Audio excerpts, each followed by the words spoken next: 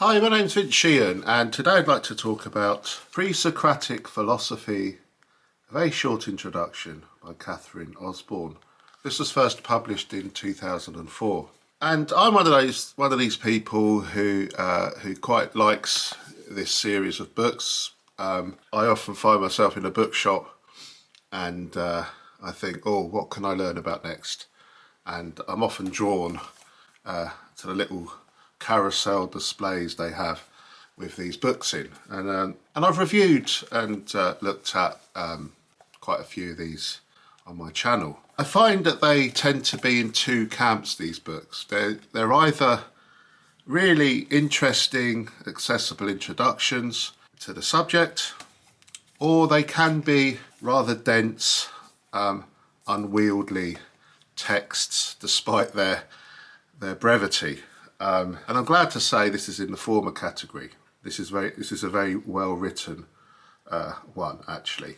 Who are the pre-Socratic philosophers? Well, these are the people in the ancient Greece world asking all of life's big questions, but before Plato and Socrates, of course. So they have a very interesting and important role in Western philosophy, being the very kind of foundation of it, I suppose. And some of the questions they bring up seem quite weird by today's standards from our point of view, but some of the ways they looked at things have endured and influenced philosophy up until today. Now, Catherine Osborne structures this book in a really good way because she comes at it from the point of an historical find. In 1992 in Strasbourg, Alain Martin, who I believe is a classicist, he discovered this text, this ancient text rolled up and used in a Roman funerary urn, recycled and used as decoration. And apparently it's quite common to use old texts to kind of recycle them into decorative elements and such items.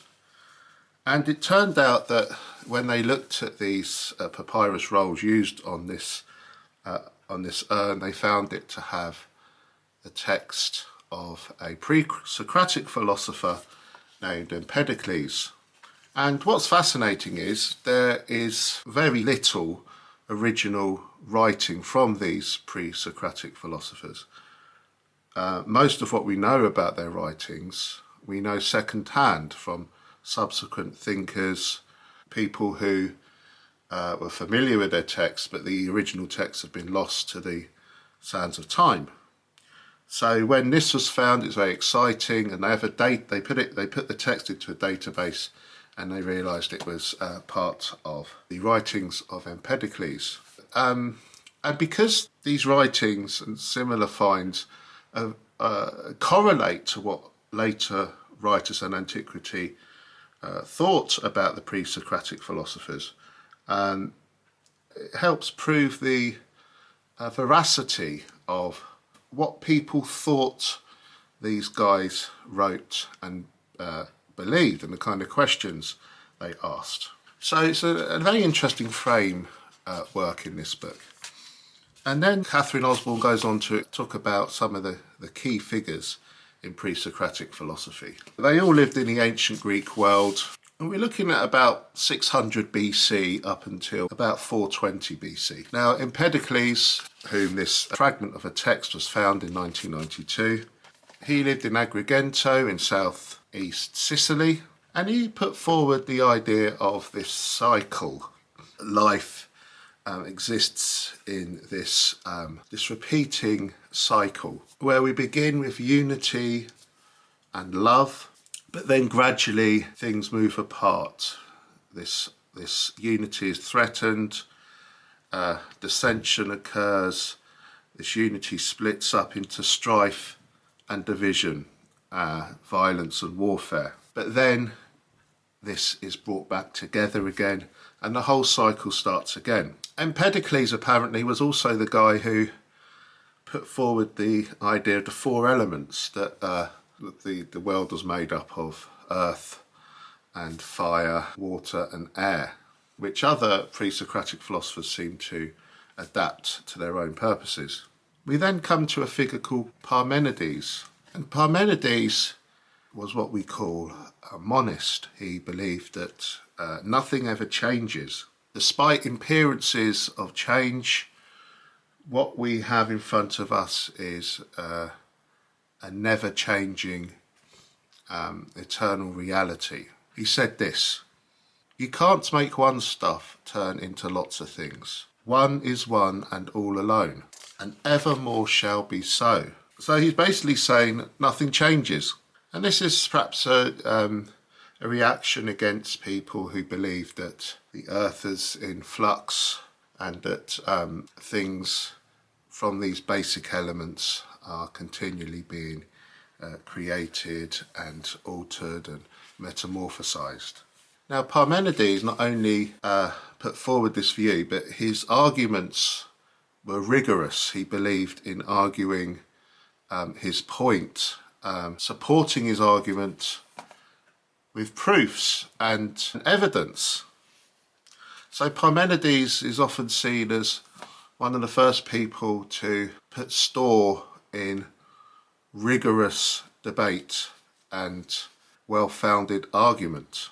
We then move to a guy called Zeno. Zeno seemed to specialise in paradoxes concerning time and space. One of his most famous paradoxes was that of Achilles and the tortoise. Basically, the story is that the tortoise has a head start in a race against the Greek hero. In fact, he starts halfway along the race before the Greek hero can start. But it would always be impossible for the hero to make up the ground and overtake the tortoise and win the race. Why? Well, because he would be continually making up halfway points till he meets the tortoise. And if you're continually looking for a halfway point to the next destination, you will never reach the destination because there's always another halfway point. That's the kind of paradox. Now, you know, we think, oh, this is not really true. You know, this can be proved mathematically or whatever, or scientifically. But with Zeno and other people like him, they were really pushing the envelope in terms of what we can learn about reality, about time and space, and going into things which are beyond our everyday experience, metaphysical ideas. So again, a very influential character, which brings us on to some other pre-Socratic philosophers as well, which Catherine Osborne covers: Xenophanes, Milesius, Anaxagoras and Democritus. Now, Xenophanes and these people really cast doubt for the first time on what we could possibly know, which I hinted at before with Zeno. What can we really understand from our senses? Is there a world which we're not aware of, or we have a dim understanding of? Are the things around us real? And Xenophanes makes a vital contribution as well in his belief of one God. He is the person who, in ancient Greece, proposes the idea of one God rather than a pantheon of gods. So, you know, you think of monotheism as a Jewish thing at this time, you know, in the first millennia BC, but it seems that Xenophanes in the Greek tradition was coming to that conclusion. But also, some other interesting thinkers include Democritus, who came up with the idea of everything being made up of atoms, which of course was proven much later. His ideas of atoms were a lot different. From my understanding, I think he believed that anything we see, like a banana for instance, would be made up of like minuscule kind of banana-shaped things which make up a big banana.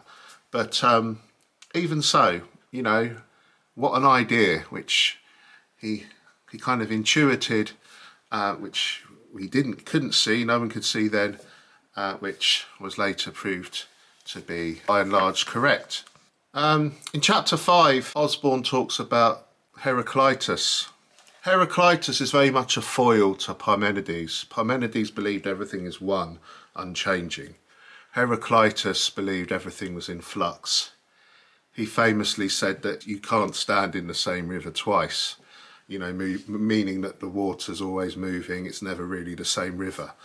And he believed in this underlying principle which seemed to govern this change, which he called the logos, which was the term adopted by others in the philosophical tradition after him, and indeed found its way into Christianity even. Then Catherine Osborne moves on to Pythagoras and his followers. We know him for his theorem for a right-angled triangle. The square on the hypotenuse equals the sum of the squares on the other two sides. Pythagoras seemed to be some kind of priestly, mystical figure involved with this quasi-mystical sect. He looks like a fascinating yet elusive figure due to the lack of biographical information about him. But it seems Pythagoras and his followers spent their time hoping to discover the mathematical patterns which govern the universe. And of course we see that a lot, don't we, through modern science. We then have a chapter on the Sophists. These are like a group of philosophers who were professionals. They were paid by rich families. And of course sophistry, the term pertaining to these thinkers, was used in a derogatory term. And Catherine Osborne charts the beginnings of these rather barbed attitudes towards these thinkers through their interactions with Socrates in the writings of Plato. Such figures include Gorgias, Protagoras, Hippias, Prodicus and Antiphon. And the Sophists explored such ideas of law and of morality. Is it something man-made or is it something inherent in us? The power which comes from words.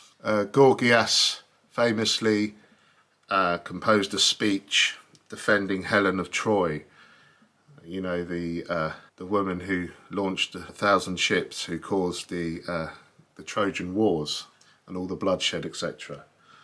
And he defends her brilliantly with his seductive words. So he writes a lot about how we can be persuaded by the power of words. And finally, we have a brief epilogue in which Catherine Osborne reminds us of the importance of the Pre-Socratic philosophers in terms of the way they help forge philosophy as it is today by bringing up for the first time in written form many of the fundamental questions in human intellectual life. This is a great introduction to this subject, and it's written in an engaging, concise, lucid way, and I love the way she's framed this book, bringing this discipline up to the relative modern day, where this discovery of a fragment of Empedocles was discovered on this funerary urn.